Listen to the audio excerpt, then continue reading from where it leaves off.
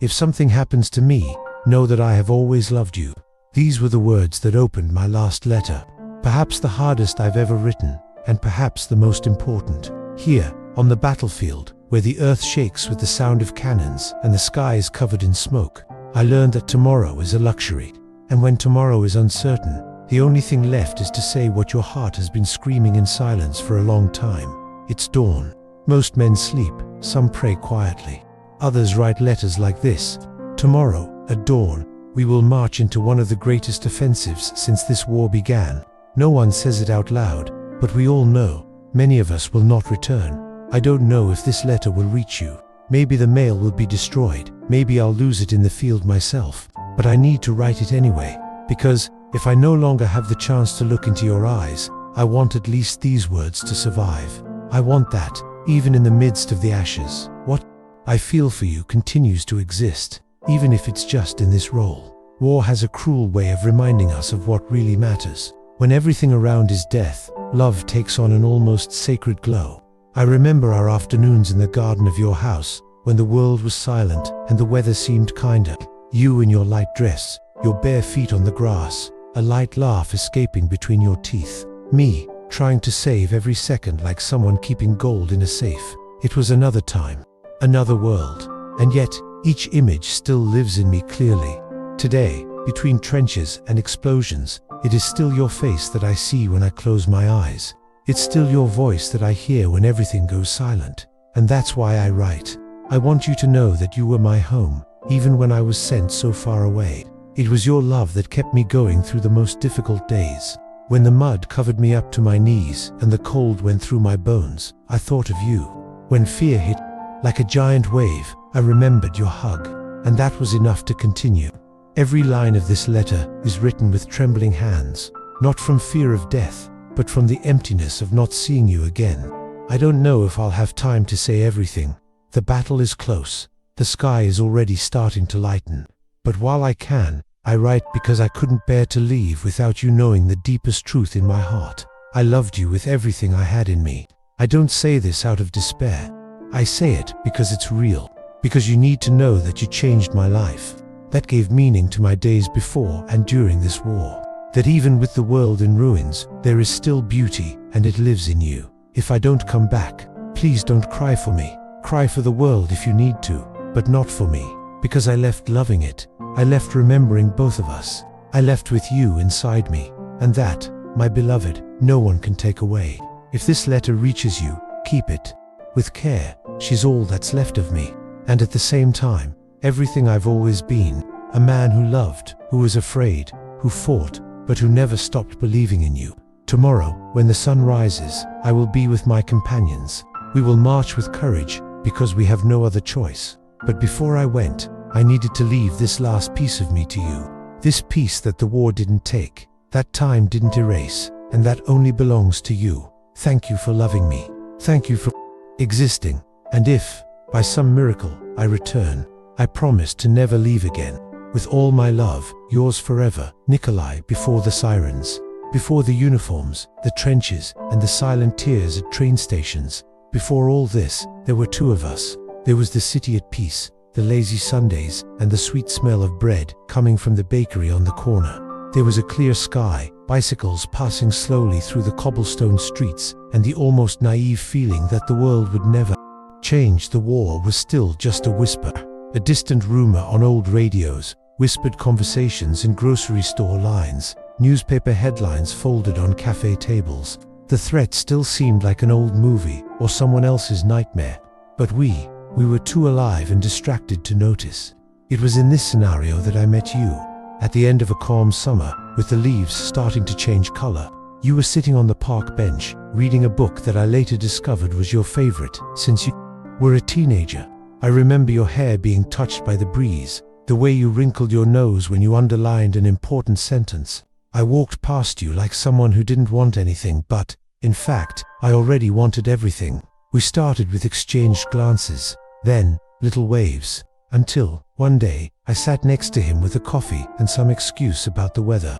That's how it all started, with simplicity, with the kind of purity that only exists when the heart has not yet been hurt by the world. Our days became long conversations, walks in the park, comfortable silences. You told me about your dreams, working with children, traveling to Italy, learning to play the piano. I listened like someone guarding a treasure. I was never good with words, but with you, I wanted to say everything.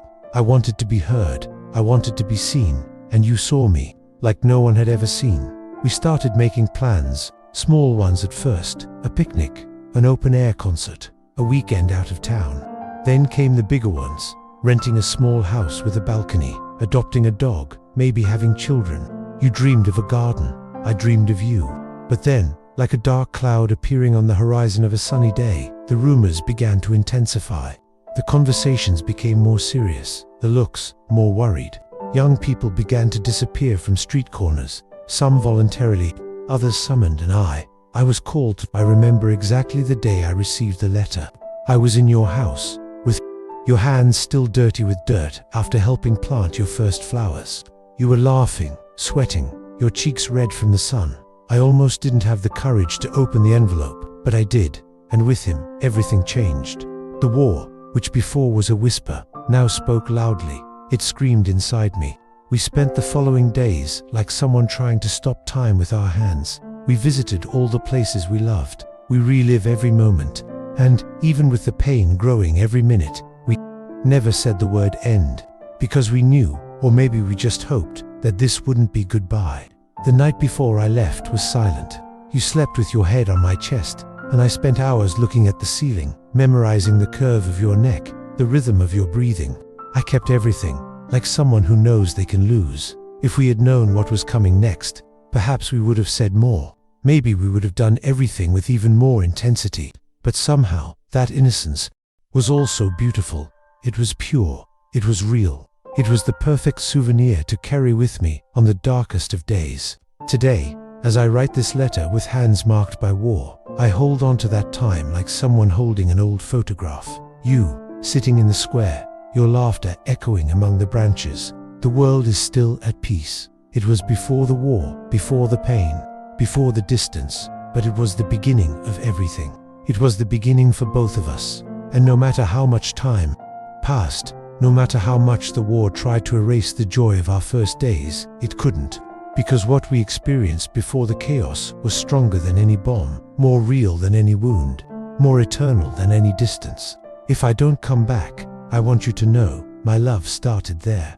On the bench in that square, in that peaceful summer, when the war was still just a whisper, and you, the only thing that made sense. The train left at 6 in the morning. On the station platform, the world seemed to spin more slowly. Soldiers lined up their backpacks. Mothers held back their tears. Small children hid behind their grandmother's skirts. Steam escaped the engine like heavy sighs, and the sky, still shrouded in mist, seemed to carry with it the weight of goodbyes. And in the midst of that contained chaos, there you were, firm, beautiful, impossibly serene in the face of what we knew was ahead. His eyes were red, but not from weakness, from strength. You held back your tears like someone holding back a dam about to break, a woman with teary eyes and a brave heart. My hands were shaking, not because of the fear of what would come in the war, but because of the fear of leaving you. I never imagined leaving would be so difficult. It wasn't just leaving the city, friends, home. It was leaving you. And with you, the laughter, the smell of coffee in the kitchen, the hands intertwined on Sundays, the plans that we hadn't finished drawing yet. I tried to record every detail. The sound of your good morning, the way your fingers squeezed mine, the way your forehead touched mine whenever we wanted to say everything without needing to say anything. Memories that, I knew, would last an eternity. You looked at me and smiled. A fragile smile, but full of truth. And it was then that he told me, "Do you promise to come back?" It was the only time that day that his voice wavered. That question seemed simple, but it carried the weight of the world. I wanted to promise everything, promising that I would return unharmed, in one piece, at the same time, on the same train. I wanted to promise that the war would be brief, that the fear would pass, that we would soon be back in our garden, but I couldn't. Then I looked into his eyes, and with the courage I had left, I promised what was real. I promised to love you, no matter what. You didn't respond, he just hugged me. And in that hug, there were more words than in any book. We stayed like that for a time that I will never be able to measure. There was no rush, but the clock didn't stop. He remained cruel, pushing us to the edge of a moment we didn't want to face. Someone shouted my name. It was time. I held his face in my hands and said softly, "I will fight to return. For you, for us." You nodded, trying to smile, but the pain was brimming through your eyes. And then he took something out of his coat pocket, a small sealed envelope, with my name written in soft letters. He handed it to me without saying anything, just asked, "Read it when you feel like you can't take it anymore." I kept the envelope in my coat pocket, like someone keeping a talisman. I still don't know if I'll have the courage to open it. Sometimes just knowing that it exists is comfort enough. I got on the train with heavy legs. I turned around one last time, and you were there, standing, alone. An image that remained in my memory like a black and white photograph, the steam rising, the scarf in your hand, the station slowly disappearing. The train moved, the city was left behind. But your face, your smell, your voice, everything came with me. I took you every step of the way, in every gear, in every silence between one bomb and another. You were in the letters I wrote, in the stories I told my companions, in the short dreams that escaped me during mud-soaked naps. The promise I made that morning was not made with empty words. It was done with all my heart. And every day since then, I repeat to myself, come back for her. There are days when hope disappears, days when blood covers the eyes and screams cover the sky. But even on those days, it's the memory of your embrace in that season that keeps me going. It's the echo of your question, "Promise you'll come back," that forces me to continue standing, even when my body wants to give up. And if one day I don't come back, if this war takes me, I hope you know that I fought with all my strength, that my last memory was you, that my last prayer was for your smile. But until that day comes, if it comes, I'm still here, somewhere in the world, fighting for love, for the promise to return.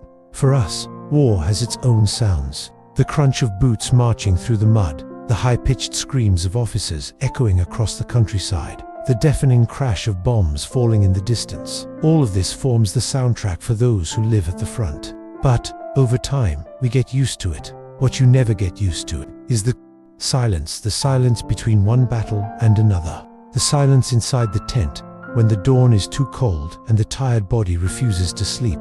The silence that comes after someone who shared bread with you the night before is no longer there to share breakfast with. And, above all, the silence of longing. I thought war was noisy, and it is, to a certain extent. But no one told me that the most painful thing would be what you don't hear. The sound of your laughter that isn't here. The sound of your footsteps coming through the kitchen. Your voice calling me by name. All of this now lives only in my memory, and sometimes, even it fails me. I try to remember the way you said honey, and the sound escapes me like sand through my fingers. I try to mentally hear your voice reading letters out loud, like you did when news came from your neighbors. But sometimes all that comes is silence, and that scares me more than any explosion. I receive your letters when they manage to pass through the hands of postmen, pumps and sensors. Each envelope is a breath of life. I read and reread, as if the words could warm me. Sometimes, just touching the paper makes me feel closer to home, closer to you. But between one letter and another, time drags on. There are long days, weeks without news. And in this empty time, I invent conversations with you. I imagine you talking to me, asking how I am. I imagine how he would respond, trying to hide the dirt of war, the smell of death that doesn't come off his clothes. I don't want you to know these details. I want to protect you from this. I want at least what we have to be clean, pure, as it was before. There are days when I look at the sky and try to remember our sky, from our city, the smell of fresh bread, the color of your lipstick. But the sky here is always gray, and the smell is always smoke. Life at the front is a blur of identical days. Wake up before the sun, swallow a thin meal, check weapons, march, wait for orders to fight, survive if you can. Every day lived is a small victory, but every day lived away from you is also a wound. I've been trying to keep a small photograph of you alive that I carry in my coat pocket. His face is already a little faded by time and sweat, but I can still see his smile. Sometimes I talk to her. Crazy, I know, but in this place, crazy becomes a friend that you learn to tolerate. Some of my companions have pregnant wives waiting at home. Others left sick mothers, aging fathers. Everyone carries someone inside them. But when we talk about longing, no one argues who feels it more. It is a silent, democratic pain that visits each person in their own way. To me, it comes on cold nights. To others, in the most random moments, like the smell of cigarettes or the melody of a popular song that someone whistles. Homesickness is what keeps many alive, and also what kills inside. Life at the front is made up of little routines that we invent to pretend we're still human. A wooden comb that we pass through dirty hair, a folded letter that we read before going to sleep, a note in your pocket, a dried flower stuck between the pages of a notebook. Little things that, for some reason, remind us of who we are, who we were, who we still want to be. And I still want to be yours, even here, even far away, even without knowing what will become of me tomorrow. Even if war steals everything from me, my body, my peace, my time, may it never steal from you the certainty that my heart remains where it has always been, with you. If you ever wonder if I was strong enough, know that I fought every day thinking about coming back to you. And if by chance I can't, may this letter, these words written between one bombing and another, serve as proof that, even surrounded by silence, my love for you never stopped screaming. If you've made it this far, it's because this story spoke to you on some deep level. And if it has moved you so far, get ready. What comes next is even more intense. In the next chapter, you will discover how a simple "I love you," written in the midst of blood, dust, and despair, became the last hope of a soldier who knew he might not have time left. So, if this video really touches you, don't forget to leave a like. This shows that these stories need to keep being told and helps us reach more people who, like you, value what really matters. Take advantage and subscribe to the channel right now. Here, each story is made with soul, and you are part of it.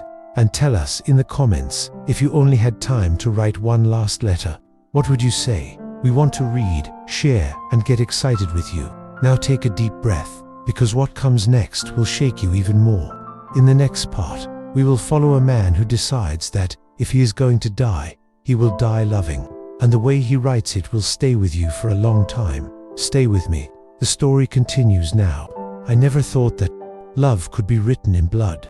Not even if an "I love you" could carry so much weight when scribbled in a hurry, with fingers shaking, the body injured, and the ground vibrating under the screams of war. But that's exactly how it happened. It was late afternoon, and the battle had been brutal. I lost count of the sounds: gunshots, grenades, screams, and the sudden silence that comes when someone falls. When it was all over, for a moment, everything was quiet, an unreal silence, the kind of silence that only death knows how to create. I was hurt. A piece of shrapnel had gone through my leg, and the blood was pouring out like a confession that the body couldn't hide.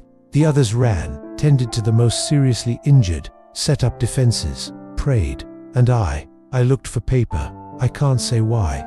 Maybe because at that moment, more than the fear of dying, there was the fear of leaving without having said anything, without having written, without having it registered. I found a crumpled piece of paper between the pages of my campaign diary, already covered in dirt. I picked up the broken pencil and tried to write, but my fingers wouldn't obey, and the pain made me close my eyes often. Time seemed to be running against me. That was when, in an almost instinctive act, I wet the tip of the pencil with my own blood.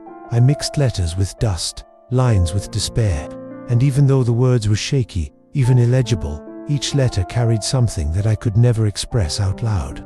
"I love you," I wrote as if asking for help, like someone praying, as someone who knows that those 3 words are, perhaps, the only legacy he can leave behind. I love you. You weren't there to listen. It wasn't there to hold me, like it did when I had nightmares. But even so, I felt his presence. At that moment, amidst the blood and dirt, it was you who held my hand from the inside. It was your memory that kept me from erasing it completely. As I was writing, I remembered little things. The day you sang out of tune just to make me laugh. The day we danced in the kitchen, with the radio blaring at low volume. The day I remained silent out of fear, and you understood everything anyway. That's why I wrote, "I love you" more than once, 2, 3, 4. As if by repeating these words, I made them more real. As if they had the power to keep me alive. Or, at least, to ensure that, if I didn't survive, something of me would remain. Because there are things that war can destroy, houses, cities, dreams. But love, true love, endures. He holds on to the smallest things, to the memory of a touch, to the smell kept in memory, to the sound of a laugh in the middle of the night. He writes himself even when everything around is death. I finished the letter with difficulty. The pain was intense, but no greater than the urgency to finish, no greater than the fear that you would never know. I kept the folded paper inside my coat, close to my heart, and closed my eyes. I don't know how long. I stayed there, hours, maybe, or just minutes. When I woke up, someone had dragged me to a makeshift medical tent. I was treated hastily, without anesthesia, with my teeth clenched and my gaze fixed on the ceiling. The paper was still in my pocket, intact. The next few days were a blur of pain and recovery. But that I love you, written in blood and dust, stayed with me as a constant reminder. You were my reason, the reason to resist, to follow, to, even when injured, continue fighting. And now, writing this new letter with firmer hands and a still fragile heart, I want you to know this, that those words were not a desperate act, but a gesture of love. A love that, even injured, even dirty, even on the verge of the end, remained pure.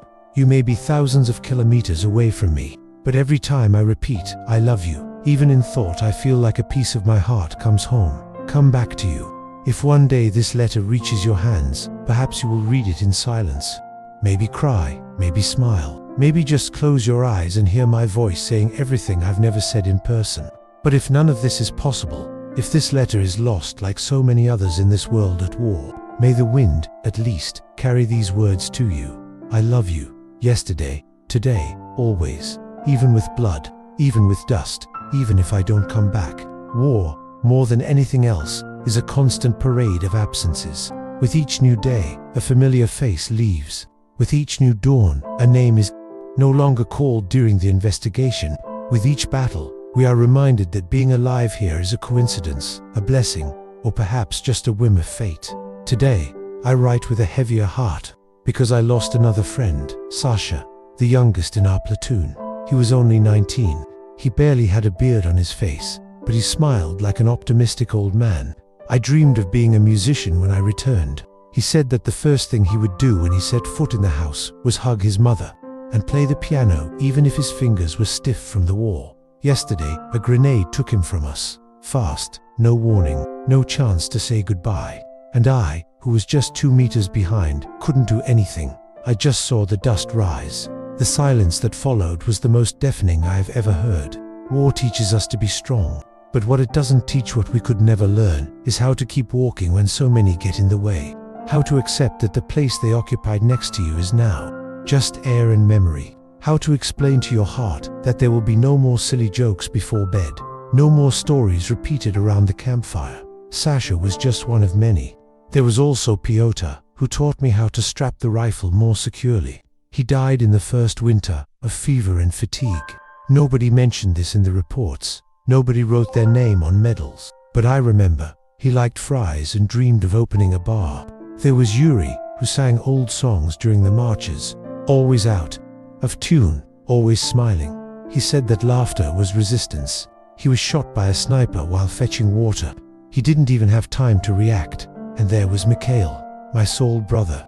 We slept side by side for months. He knew my love for you. He was the one who always said, "Come back to her, Nikolai. With or without legs, but come back." He was the one who held me when I received the news of my first serious injury. He was the one who shared his last cigarette with me on the eve of the great battle. Mikhail died 2 weeks ago, and since then, his silence has accompanied me like a shadow. Sometimes I still talk to him without realizing it. I still tell jokes as if he would laugh. I still look to the side hoping it's there, but he's not. And that hurts in a way that I can't explain. Baby, I wanted to tell you all this because you need to know. You need to understand what I carry. You need to know that I am trying every day to keep my sanity, my heart, and my hope in the midst of so much loss. But the truth is, inside, we are all cracked. Every name you go by leaves an invisible scar. And each scar is a cruel reminder that war never leaves anyone whole. Even if I return to you with all my limbs, with my face intact, inside there will be voids that can never be filled. The faces of these men will accompany me until the end of my days. And yet, there is still a strange feeling inside me, a silent gratitude, because in the midst of all this death, it was with these men that I experienced moments of humanity. They helped me laugh when everything around was sadness. They taught me not to lose faith, believing that, even in the midst of pain, there was still something to fight for, and that something was you. Sasha asked me about you every day. I wanted to know what your smile was like, what your voice was like. I spoke of you as if I were describing a rare painting, a perfect melody. He said he wanted to live a love like that, and I said he still had time. Lies that we tell to not go crazy. Maybe one day, if I go back, I'll visit their families, maybe take letters, maybe tell stories, maybe cry. But what I want most is to ensure that their names are not forgotten. May they live in me, in you, in whoever hears this story. Let them know that their existence made a difference, and let you know, every step I take on this battlefield, every day I survive, every word I write, is for them and for you, because love and memory are the only weapons I still have to fight against oblivion. If I go back, I will come back carrying the faces of all these men. I'll come back a little older, a little quieter, but still yours. And if you don't come back, may you get to know them through these words. Let it be known that they lived, that they loved, who fought, and they stayed along the way. But I follow for all of them. For us, there are days when fear doesn't come from gunshots. It is not the sound of artillery, nor the sharp whistle of a bomb descending in free fall, nor even the dry crack of a shot in the distance. These sounds, no matter how bad they are, we learn to identify. You even learn to anticipate. But there is a silent, insidious fear that visits me every night, and that fear has its name. I'm afraid of forgetting your face. It sounds crazy, I know. You must be thinking, how could he forget? Just him, who told me he knew the exact curvature of my smile, who described my eyes as if they were constellations. So it is. I also thought it would never happen. But war does to memory what time does to stones. It wears files, erases. The first time I felt this was when I woke up from a nap in a trench. I had dreamed of you. It was a calm, beautiful, almost unreal dream. You were in a wheat field, your dress blowing in the wind, laughing like the first time you saw me clumsily trying to ride a bike. In the dream, his face was clear, as if he had just come out of a photograph. But when I woke up, everything fell apart. I tried to recompose the image, but something was gone. The exact line of your nose, the way his brow furrowed when he didn't understand one of my jokes, the way your eyes filled with tears when you talked about your father, it disappeared, and that terrified me more than any explosion. Since then, I have carried this fear like someone carrying a silent illness, because longing has a weight, yes, but forgetting has claws. He steals slowly. First the sound of your voice, then the smell of your skin, the touch of your hand, and suddenly, what was clear becomes a blur. What was love turns into an effort to remember. I spent days trying to remember details about you. I took the paper where I had drawn you with my hurried handwriting. He read his letters like someone memorizing verses from a sacred poem. But even so, at certain moments, his image escaped my memory, like cigarette smoke blown in the wind. I asked one of the soldiers here, a guy who knows how to draw, to help me sketch his face. I described every detail I could remember. What appeared on the paper was not you. It was almost, but something was missing. The soul was missing. And maybe no one can draw that. Then I started writing more. Not just letters like this, but descriptions, memories. I recorded the day you wore that blue dress for the first time. The time we danced in the living room, with the music on the radio, low, and our steps out of step. I wrote about her habit of tucking her hair behind her ears when she was nervous, about the way you shook my hand when you were happy, everything I still had left, because I realized that if I couldn't keep his image exactly, I could at least keep the emotion, the living memory of what I felt with you. Because, in the end, perhaps that is the most important thing. Maybe love isn't in the features we remember, but in the way they made us feel. And you made me feel whole. Even now, so far away, so hurt by time and distance, I still find strength when I think of you. I still cling to what we experienced like a castaway who finds a plank in the high seas. You are that board. And even though I can't remember the exact color of your favorite blouse, I remember the feeling of peace I felt when I hugged you. No one can take that away from me. I'm afraid, yes, but fear doesn't paralyze me. On the contrary, it pushes me forward. It forces me to resist, makes me want to survive.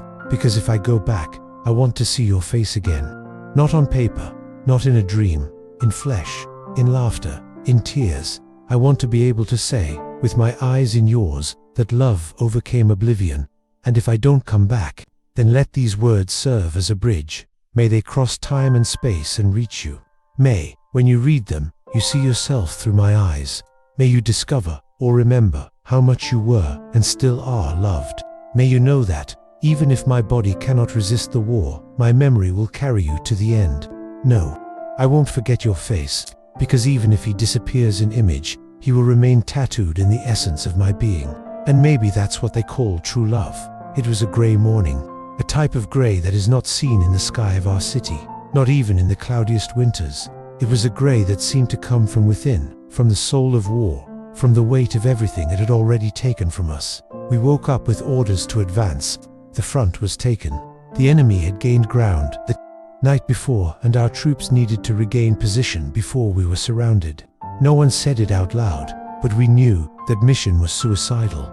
We marched in silence. The cold entered through the seams of the uniform. The ground was a sea of mud, charred tree remains, and buried memories. I didn't think about anything.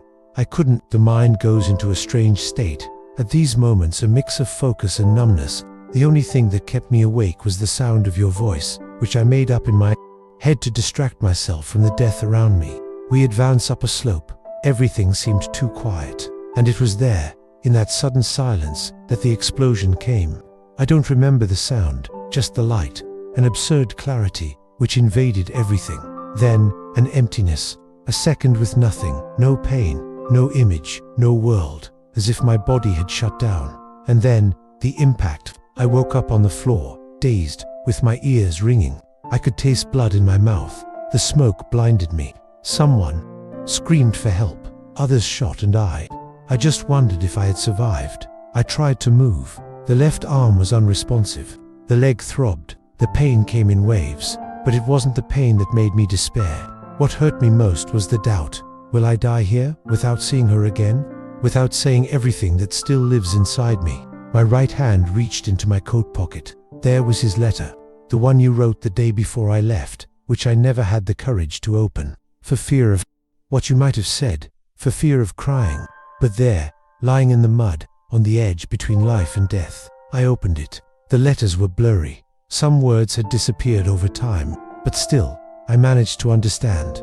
You said you would wait for me, that he forgave me for leaving, that he loved me, that you would wait for me even if the world ended, and that, if one day I felt like I couldn't take it anymore, it was to remember that, somewhere, there was someone believing in me. The letter got wet with my tears, and maybe they were the ones who brought me back to reality. That forced me to drag myself, trying not to give up. It took me forever to reach the nearest shelter. One of the guys saw me and shouted for help.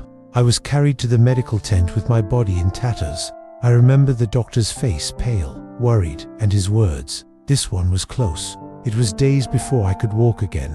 Days when I thought I might not get out of there. Days when I dreamed of you every night. In some dreams, you came to get me. Other times, he just looked at me and smiled. But in all, you were there. And that, more than any medicine, is what cured me.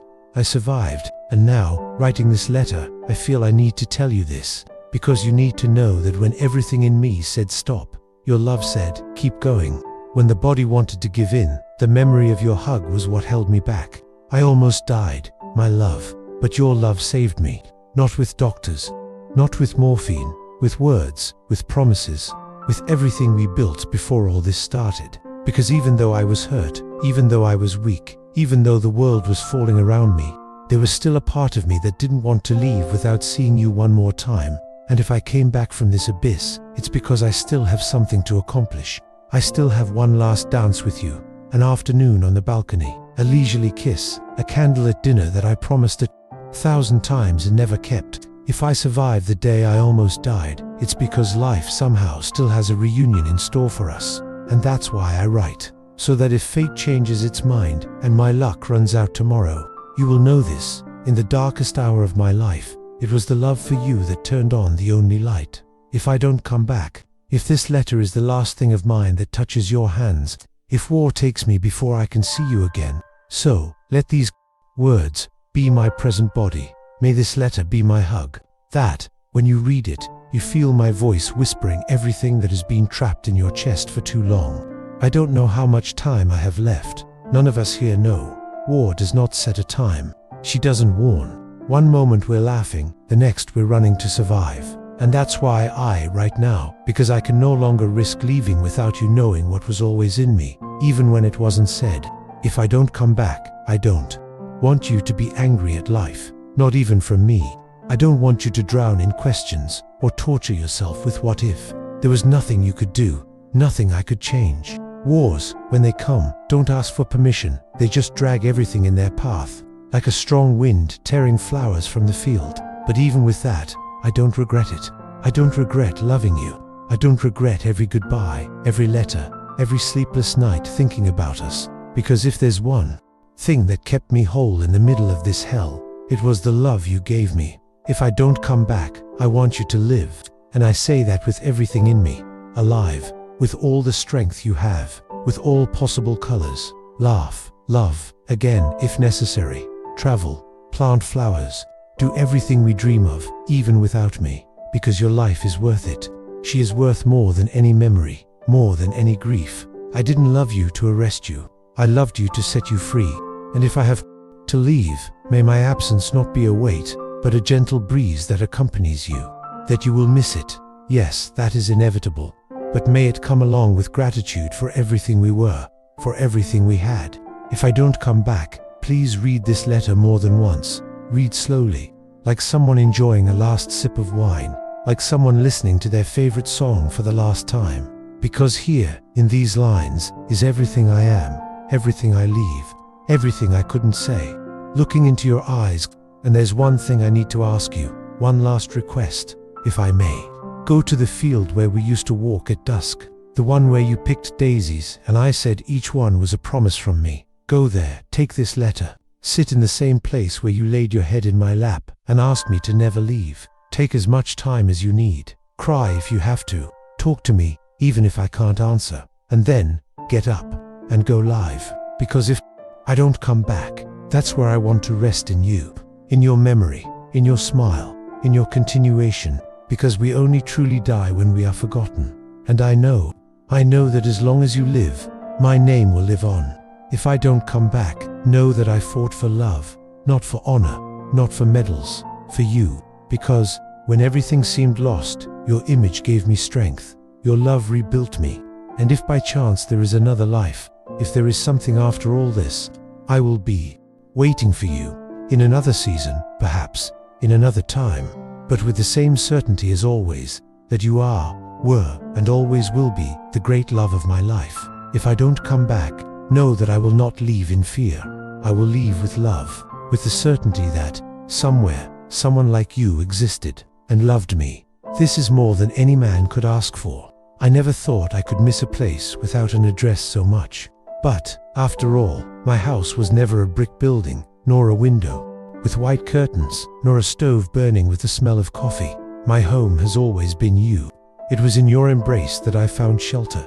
In your laughter, I rest. In your eyes, my north. Here, amidst the mud and smoke, I understood what the old books didn't teach me. That home is not where you live, but where your heart rests. And mine rests in you, even now, even far away, even hurting inside. When everything around us seems to fall apart, when gunshots ring so close that our ears ring. For hours, when we lose yet another friend, when the silence of the night feels too much like the absence of meaning, I close my eyes, and I return home. I return to the sound of your good morning, still hoarse with sleep. I return to the clumsy dance in the kitchen while the rice burns on the stove. I go back to the way you looked at me when you thought I wasn't looking. That look that said stay, even when I said I needed to go. Remember our balcony? We said it was the best place in the world, and it was. There, with you by my side, time seemed to bend before the peace we created together. There was no rush, no guilt, no demands, just the two of us, and the comfortable silence of someone who knows they are exactly where they are supposed to be. Today, I think of that porch as a lighthouse. Even surrounded by the darkness of war, I still see its light. And it is this memory that guides me. that sustains me, that prevents me from falling apart inside. The boys here talk about their homes all the time. Some dream of the smell of their mother's cooking. Others proudly describe the lands they left behind. And I listen, I smile, but I stay quiet. Because my home is you. And how to explain this in a few words? How can I say that what sustains me is not a geographical memory, but a feeling? How can I put it in simple sentences that you are everything that makes me want to come back? There was a night, a few days ago, when I thought I wouldn't make it. The pain was great, the fever is high, and for the first time, I found myself thinking about giving up. But then I remembered your voice, come back to me, and how not to come back. How can I not fight with every fiber of my body if, at the end of it all, there is you? How can I not face my own death if it's the only thing between me and the way back home? I know that maybe life won't give us back lost time. If I go back, it's possible we won't be the same. Me, with a marked body, a more tired look. You, with accumulated longings and wounds that only time will know how to treat. But still, I want to go back. I want to rebuild with you everything that the war tried to destroy. Because wherever you are, that's where I belong. You are my home. Not because it welcomed me, but because it transformed me. You taught me what love is without fear, love without rush, love without demands. You showed me that I can be fragile and strong at the same time, that I can fall and still be worthy of being loved. And so, even if the world ends, even if I never manage to cross that fine line between war and peace, know this, you were, are, and will always be the safest place in the world for me. If I don't come back, remember this truth. And if I come back, I want the first thing you tell me to be, welcome back home. Because nothing, absolutely nothing, will be greater than the joy of meeting you again. If this letter reached you, it is because time has passed, maybe more than we would like. Maybe I came too late. But still, I hope it came in one piece. With all the words I wrote with my soul, and with the trembling hands of a man who didn't know if he would see tomorrow. Therefore, I want to make a request to you. Keep this letter close to your heart. Not out of attachment, not out of sadness, not like a lament stuck on paper, but as a testimony, like memory, like what remains when time takes everything but love. Keep this letter, as if it were the last photograph of a time that never returns, but that lives forever within us. Because it was in each line that I put the most precious thing, you. Maybe one day you will read these words again when you are alone, in silence, listening to the wind blowing through the window. Maybe put the letter in an old box, along with other souvenirs of ours. Or maybe take it with you on a trip, or just leave it between the pages of your favorite book, the one you were reading when we first met. Wherever you keep it close. Let it be inside. Let it be with tenderness, not with pain.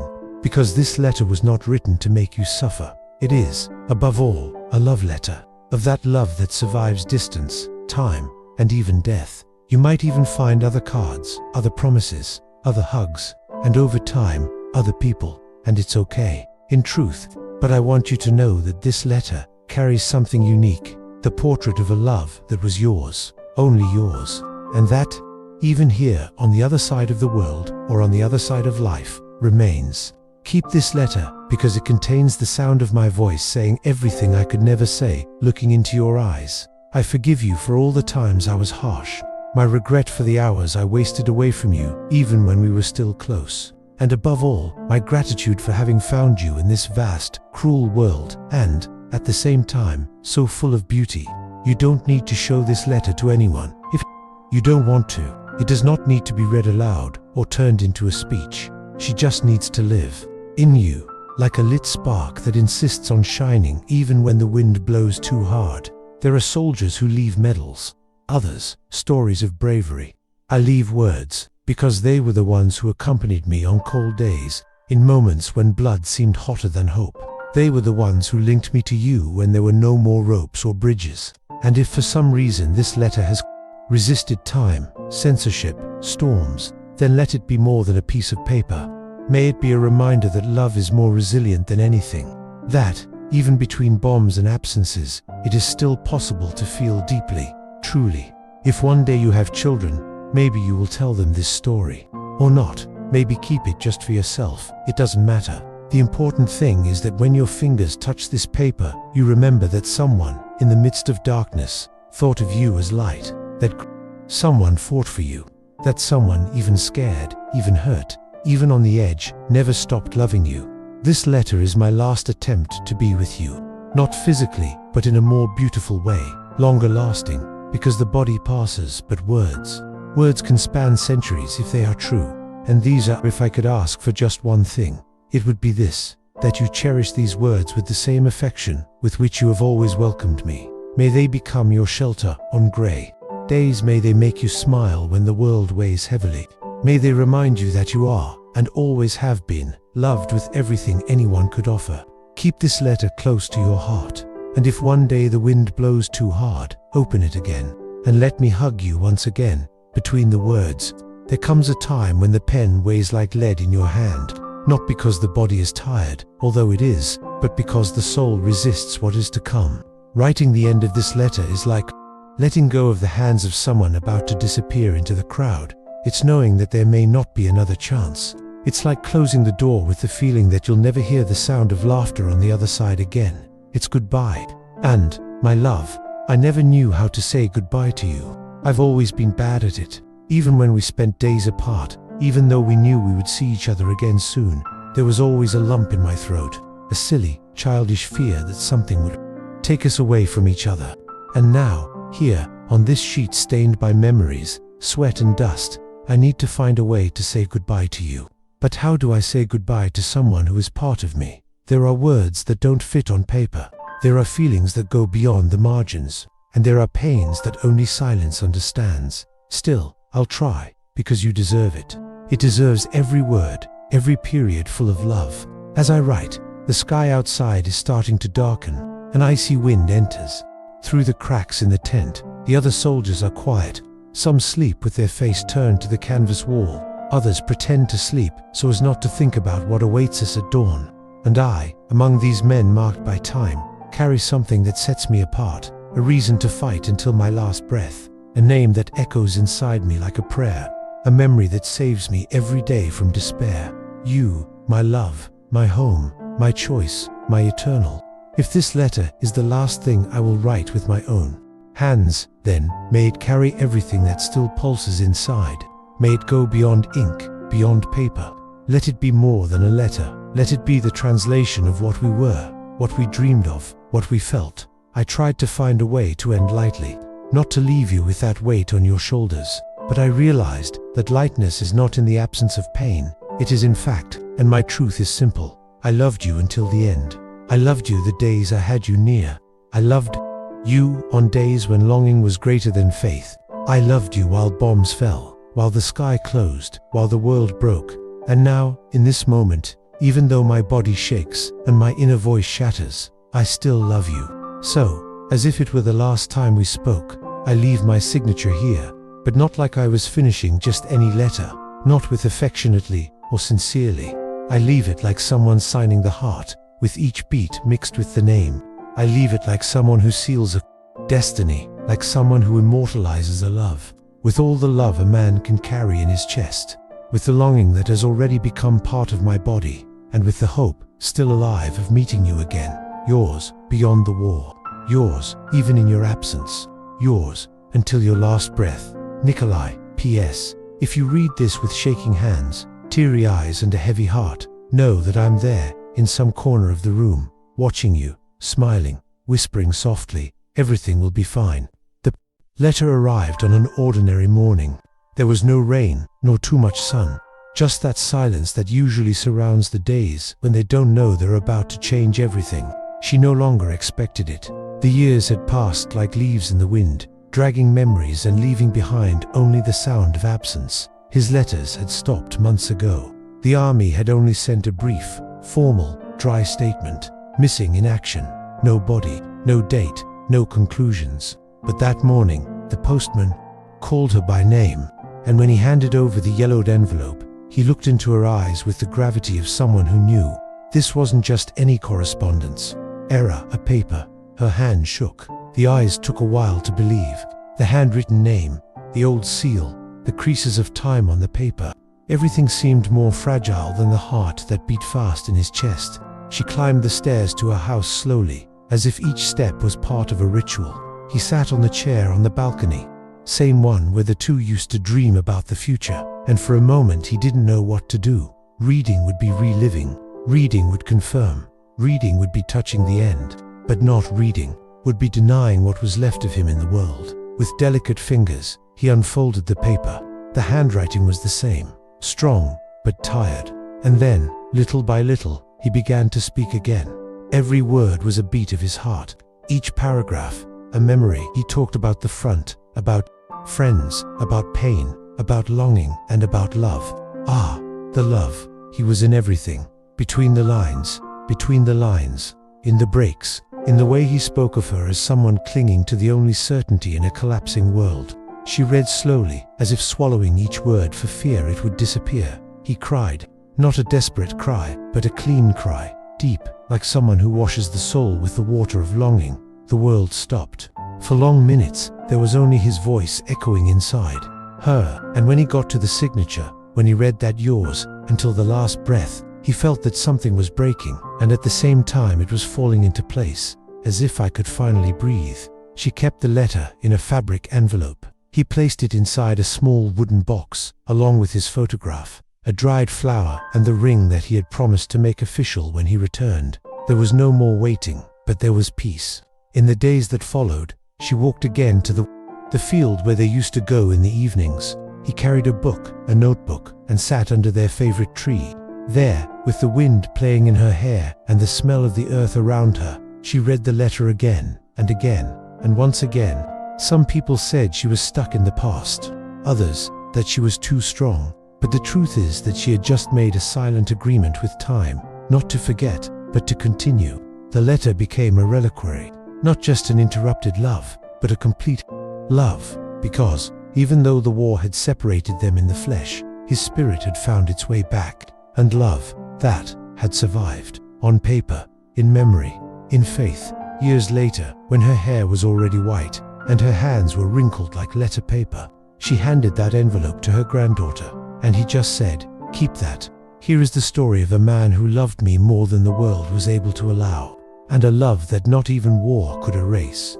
The granddaughter, still young, held the letter as if receiving a secret, and I knew, at that moment, that some stories don't need happy endings to be eternal. They just need to be true. This is the story of a love that was born before the war, survived the silence of the trenches, crossed the uncertainty of the front, and found its eternity in a letter. Nikolai never returned, but his last message reached those who mattered most, the woman he loved until the end. Between blood, dust, and words, he left proof that true love resists time, distance, and even death, because there are feelings that do not need presence to exist, and there are stories that, even without a happy ending, are complete. That was one of them. If this story touched you in any way, if for a moment you found yourself in the place of someone you love from a distance, someone waiting for a letter, or someone still carrying someone close to your chest, then share that moment with us. Leave your like and subscribe to the channel. This is not just a gesture, it is the fuel that allows us to continue sharing stories that transform, that heal, and that make people feel. Here, each story is written to touch the heart. And if this touched yours, share. Someone may need to hear these exact words today. And remember, sometimes all someone needs is to know that they are still loved, even if in silence, even if from afar.